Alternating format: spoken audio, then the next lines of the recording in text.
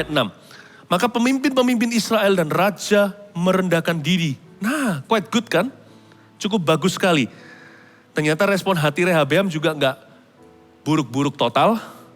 Maka pemimpin-pemimpin Israel dan raja Rehabeam merendahkan diri dan berkata, Tuhanlah yang benar.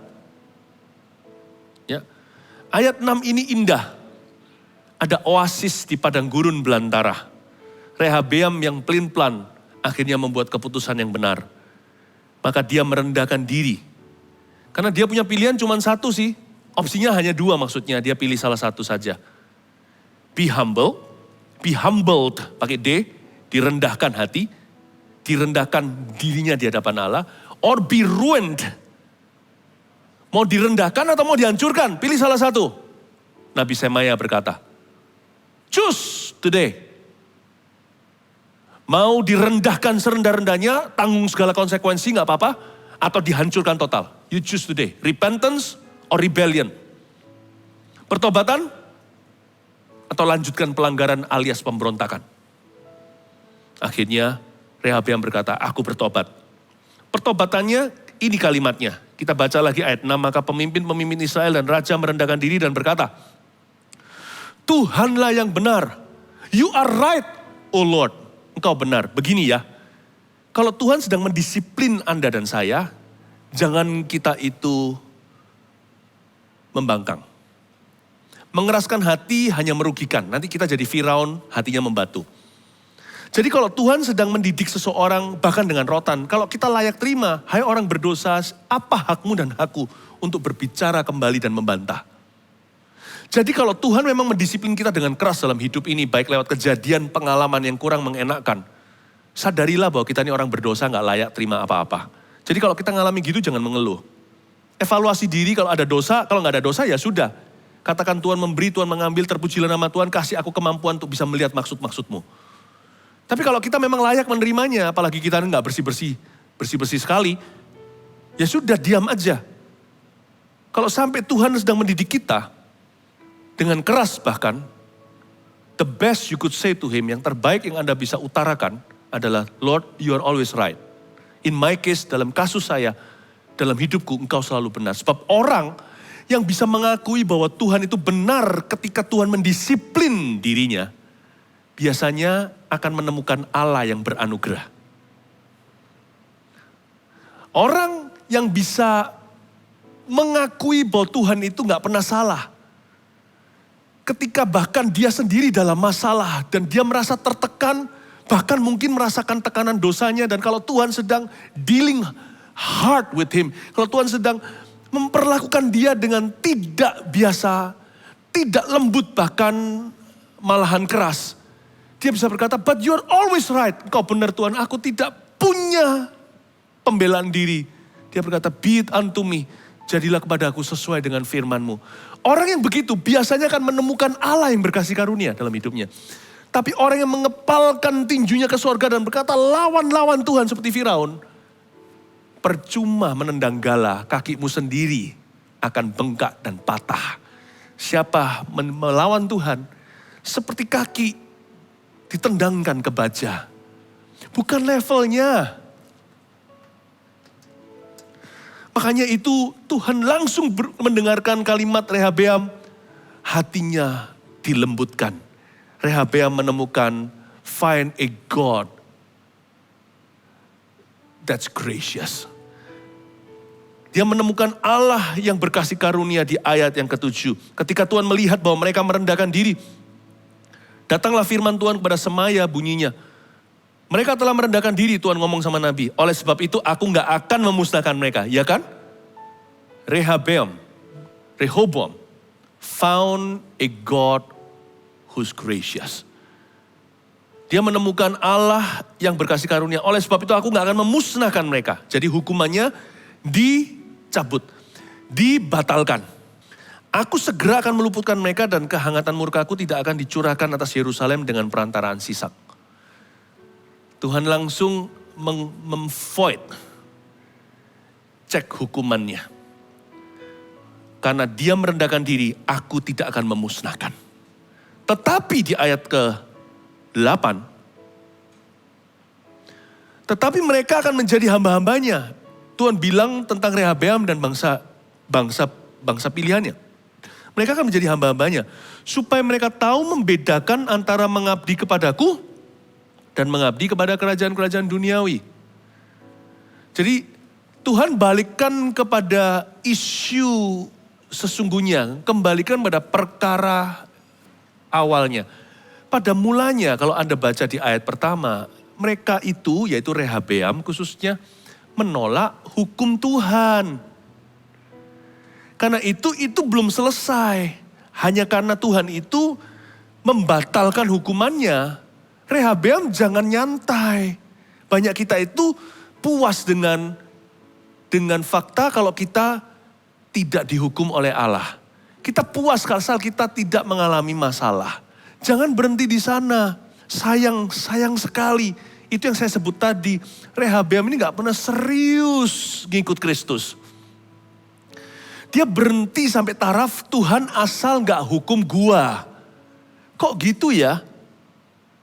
Harusnya dia harus kejar perkenanan. Mil kedua, jangan berhenti di mil ke-1. Ye, hore, happy, ya.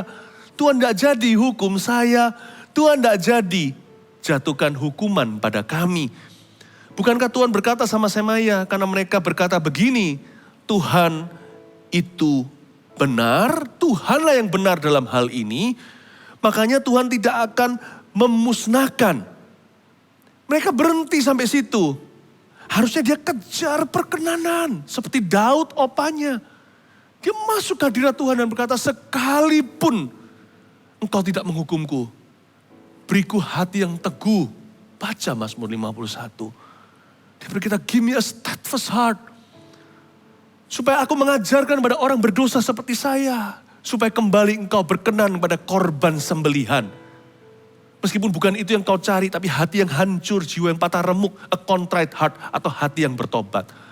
Namun demikian, aku mau masuk lebih dalam lagi, aku rindu masuk ke bait suci. Mempersembahkan korban bakaran kepadamu. Dia gak ngejar sampai begitu. Dia agak asal-asalan. Pokoknya aku lolos lagi. Memang punya sifat yang agak murahan menurut saya. Kurang berwibawa dalamnya. Seperti Daud atau seperti Salomo minimal. Meskipun Salomo pernah salah. Kembalinya di kitab Pekotbah luar biasa. Ini orang gak sungguh-sungguh kembali pada Tuhan. Dia maunya enaknya. Mau apa yang nyaman buat dia. Pokoknya yang penting dia gak apa-apa. Ini orang agak sedikit kekanak-kanaan. By choice, by decision, dengan keputusan. Dia memilih demikian. Tapi mereka akan menjadi hamba-hambanya. Tuhan sudah peringatkan, kalau saya jadi dia mungkin saya akan langsung berkata, Tuhan please, even that. Bahkan yang itu Tuhan, aku berdoa. Apa yang harus kubayarlah, terserah. Aku gak bisa hapus dosaku, tapi janganlah aku melayani Sisak. Aku harus melayani engkau. Kalau perlu, copot aku dari raja, kasih raja yang baru. Asal bangsa Israel yang kugembalakan. Tidak jatuh ke tangan musuh. Karena Tuhan berkata di sini, biarin mereka rasain. Supaya mereka itu bisa membedakan antara mengabdi kepada Tuhan dan mengabdi kepada kerajaan-kerajaan dunia. Kamu gak mau hukumku, ya sudah masuk ke hukum rimba. Masuklah, ikutlah hukum dunia. Kadang-kadang kita pikir ya sebagai orang Kristen anak Tuhan. Kalau kita gak punya Alkitab, waduh hidup ini akan payah deh. Saya bisa bayangkan kalau saya gak ada ini, dengan hukum apa saya hidup ya? Jadi jangan anti dengan hukum Allah. Kayaknya isinya jangan dan jangan. Bukan. Tanpa ini, meskipun ada hal-hal yang sulit seperti mengampuni, memberi dan sebagainya, mentaati, jaga kekudusan. Tapi tanpa ini, matilah kita. Pernikahan saya gak bisa percaya dengan pasangan dan pasangan gak bisa percaya sama saya. Gak ada suatu hukum yang mengikat kita. Sama anak kita mana besarkan. Tergantung aja kayak sera-sera whatever will be. Dunia mau bawa ke LGBT, mau bawa kemana. Saya bisa apa sama anak saya? Anak saya tidak punya sabuk pengaman. Kalau saya berbisnis gimana? Kalau saya ini tuh, waduh, kalau saya bayangkan, kalau saya tidak mengikuti hukum Tuhan, kalau saya tidak mau hukum Allah, waduh ngeri ya kalau saya harus hidup berdasar hukum dunia. Tapi Tuhan berkata sama dia, biar mereka tahu rasa. Bukan Tuhan bukan hanya supaya mereka jerah, Tuhan bukannya marah atau mendendam, bukan. Tapi isu itu gak pernah ditouch, gak pernah dijamah oleh Rehabeam. Isu awal di pasal di ayat yang pertama maksudnya, Rehabeam menolak hukum Tuhan. Dia gak pernah ke sana. Dia hanya mau sampai taraf bebas hukuman. Dia gak kejar perkenanan. Karena itu jemaat yang terkasih, jangan berhenti sampai sini. Pokoknya yang penting aku gak masuk neraka. Yang penting keluarga kita baik-baik, gak ada musibah. Jangan begitu, layani Tuhan. Mil kedua, carilah dan kejarlah perkenanan. Ayat yang ke-9, maka majulah Sisak Raja Mesir itu menyerang Yerusalem. Ia merampas barang-barang perbendaharaan rumah Tuhan. Sayang ya. Dan barang-barang perbendaharaan rumah raja itu yang dikumpulkan, ditabung pelan-pelan oleh Daud sampai Salomo. Semuanya dirampasnya. Lihat lagi apa yang dia rampas. Ia merampas juga perisai-perisai emas yang dibuat Salomo. Saya pernah membuat suatu perhitungan, kalkulasi menurut harga emas hari ini. Per akhir tahun 2020. Jadi perisai-perisai emas yang dibuat sama Salomo itu ada perisai besar, perisai kecil. Itu dari tontonan, itu pokoknya dari emas murni. Bukan hanya dilapisi coating saja, tapi semuanya itu emas solid. Jadi perisainya itu bukan hanya untuk perang, tapi juga untuk mencerminkan kemuliaan kerajaan Salomo waktu itu. Saya hitung-hitung waktu itu ya, kira-kira berharga 2 triliun rupiah hari ini. Ya, emas yang untuk perisai besar, ratusan untuk perisai kecil, digabung itu 2T. Sekarang dirampas semua oleh musuh. Materi bukanlah suatu takaran bahwa Tuhan memberkati atau Tuhan mengutuki. Tapi materi juga bisa menjadi manifestasi. Bahwa kalau seseorang kehilangan ketajaman rohaninya biasanya juga bisa jadi ngantem ekonomi. Gak selalu sih, ada banyak orang yang berhasil di dunia kerja, kaya raya, namun tidak takut akan Allah. Tetapi sebagai manifestasi jadi bisa juga sebaliknya. Gak semua orang itu jatuh miskin, itu bahagia, berbahagialah orang yang miskin di hadapan Allah. Gak semua orang yang kurang harta itu masuk kategori itu. Ada juga yang karena kutukan. Jadi kita harus fair-fairan lihat kasus per kasus, tapi dalam kasus Rehabeam, kerohaniannya akhirnya berujung pada penurunan kualitas hidup dan juga kehancuran ekonominya. Bayangin 2T dirampas diganti apa ayat 10 sebagai gantinya. Are you ready? Raja Rehabeam membuat perisai-perisai tembaga. So sad sekali. Yang dipercayakannya kepada pemimpin-pemimpin benar yang menjaga pintu istana raja. Emas ganti tembaga. Itu bicara tentang penurunan kualitas hidup, kualitas rohani dulu. Ternyata juga berujung ekonomi. Siapa ngerti ternyata ujungnya jauh. Ayat 11, setiap kali raja masuk ke rumah Tuhan, bentara-bentara datang membawa masuk perisai-perisai itu. Dan mereka pula yang mengembalikannya ke kamar juga jaga para bentara. Oleh sebab raja merendahkan diri, surutlah murka Tuhan daripadanya. Surut bukan standar ya. Harusnya perkenanan itu yang kita kejar. Bukan surut murka. Sehingga ia tidak dimusnahkannya sama sekali. Lagi pula masih terdapat hal-hal yang baik di Yehuda. Kayak seperti positif thinking. Tetap diizinkan di ayat 12 kalimat terakhir. Lagi pula masih terdapat hal-hal yang baik di Yehuda. Ya lihat positifnya. There are still many good things. Itu kayak orang yang sudah jatuh atau bangkrut sesuatu. Dia lihat ya sudahlah. There are still some good things. Sayang kan, itu bukan plan A-nya Tuhan. Rencana awalnya adalah jaya menjadi semakin jaya dijemput berikutnya oleh generasi penerus lebih jaya lagi. Bukankah Tuhan kalau memelihara, menjaga wine atau anggur di Kana itu, sampai tamu terakhir, anggur terakhir, sampai mau habis usai pesta itu, anggurnya semakin bagus. Gak seperti kalau kita minum soda itu udah dicampur dengan air. Awal-awal sih luar biasa, tapi terakhirnya biasa. Tuhan gak pernah turun kualitas itu, gak pernah kalau ikut Tuhan. Sebab Tuhan akan menjaga dan memelihara. Saya tidak bicara tentang kekayaan atau materi. Saya bicara tentang life overall. Holistically, secara menyeluruh kehidupan ini.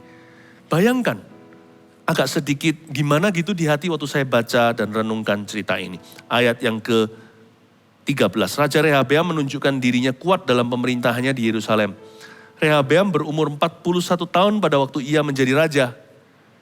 Dan 17 tahun lamanya ia memerintah di Yerusalem, kota yang dipilih Tuhan dari antara segala suku Israel untuk membuat namanya tinggal di sana. Nama ibunya ialah Naamah, seorang perempuan Amon. Ia berbuat yang jahat karena ia tidak tekun mencari Tuhan. Bukankah riwayat Rehabeam dari awal sampai akhir semuanya tertulis dalam riwayat Semaya Nabi itu dan Ido pelihat itu, yang juga memuat daftar silsilah antara Rehabeam dan Yerobeam, terus menerus ada perang. Kemudian Rehabeam mendapat perhentian bersama-sama dengan nenek moyangnya, dan ia dikuburkan di kota Daud, maka Abia anaknya menjadi raja menggantikan dia. Di ayat 13 dikatakan, Rehabeam memerintah di Yerusalem, kota yang dipilih Tuhan. Dia memerintah di dekat bait suci, tapi hatinya jauh dari Allah. He reigned near the temple of God, but his heart was far away from God. Makanya dia menjadi sasaran empuk setan. Orang yang begini paling gampang jatuh sebagai korban. Kenapa? Ketika seseorang melakukan liturgi atau ritual agamawinya tetapi memungkiri kerohanian sesungguhnya, orang seperti ini akan sangat-sangat mudah untuk ditawan setan melakukan kehendaknya. Tahukah bahwa kalau kita tidak sungguh-sungguh, lebih gampang dipakai setan untuk melaksanakan agendanya. Tanpa kita sadari, kita bisa dipakai oleh iblis loh untuk menjatuhkan sesama. Dan itu yang terjadi dengan Rehabeam. Ayat 14 terakhir dengan ini saya jelaskan. Ia berbuat yang jahat. Kenapa ya? Dia membunuhkah? Apakah dia itu melakukan sesuatu yang super jahat, maka dia disebut berbuat yang jahat di mata Tuhan? Alasannya kok sederhana ya. Kayaknya gak seberapa. Ayat 14 baca lagi. Ia berbuat yang jahat karena ia tidak tekun mencari Tuhan. Ya ampun. Masa gak tekun disebut jahat? Standar apaan itu? Ya itu bukan standar kita, standar Tuhan. Suam-suam kuku kan oke aja kan? Gak panas, gak dingin. Tapi bagi Tuhan dimuntahkan.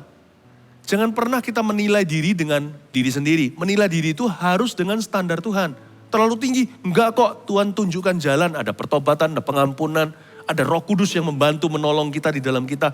Tuhan gak pernah membiarkan kita itu yatim piatu. Gak pernah Tuhan suruh kita dari sini ke situ, lalu sembunyikan jalannya. Tuhan gak pernah suruh kita naik, lalu simpan tangganya. Allah kita itu adil. Tetapi Tuhan berkata, orang yang gak tekun mencari aku, yang jatuh bangun melulu, up and down, tetapi gak pernah sungguh-sungguh. Orang seperti itu berbuat jahat kepada Tuhannya. Saya kasih 3 alasan dari ayat ini, ia berbuat jahat karena tidak tekun mencari Tuhan. 3 poin sederhana untuk mengakhiri firman ini.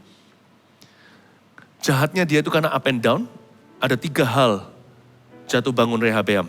Kenapa dia disebut tidak tekun mencari Tuhan? Rehabeam itu orangnya seperti apa? Nomor 1, dia gak pernah mempersiapkan hati untuk perkara-perkara Tuhan. Jadi saya bisa bayangkan kalau Rehabeam mau nikah nih di gereja, dia jalankan konseling apa itu hanya karena harus. Tapi dia gak pernah dengan hati merasa itu perlu dan penting buat pernikahannya. Penting untuk masa depan perkawinannya. Ini orang yang menjalankan luarnya, tapi dalamnya itu gak terbeban. Gak sadar-sadar. Dia gak pernah mempersiapkan hati. Itu yang membuat Tuhan berkata, ini raja jahat. Untuk perkara-perkara Tuhan dalam hidupnya. Dia gak pernah sungguh-sungguh. Saya kasih contoh hanya 1.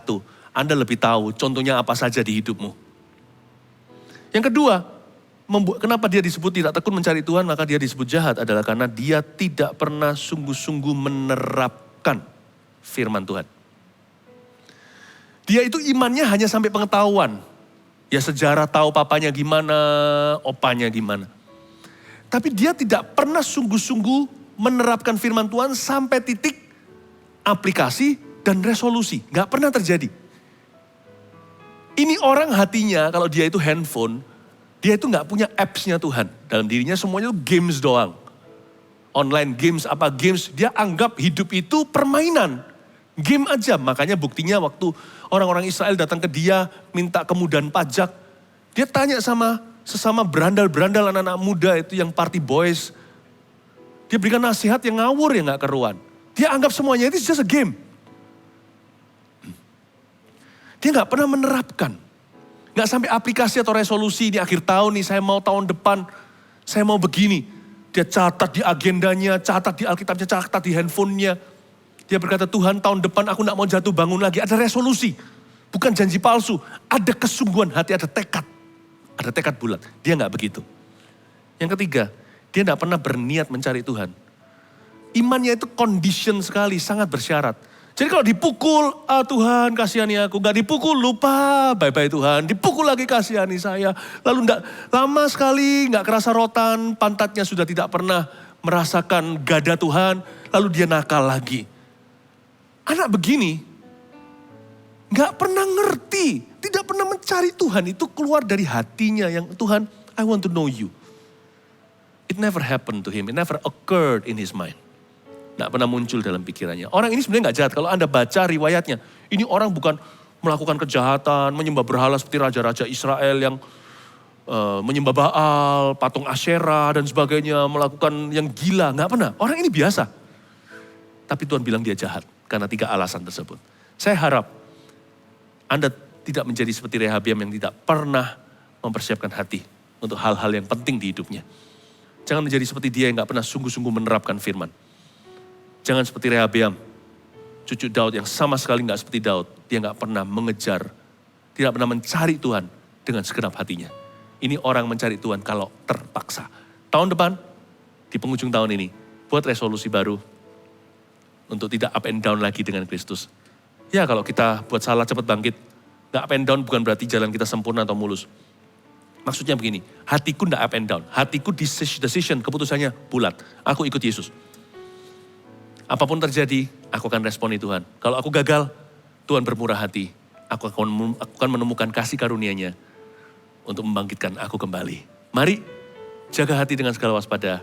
Tuhan membawa Anda ke masa depan penuh pengharapan. Let's worship Jesus. Oh, haleluya. I want to see Jesus.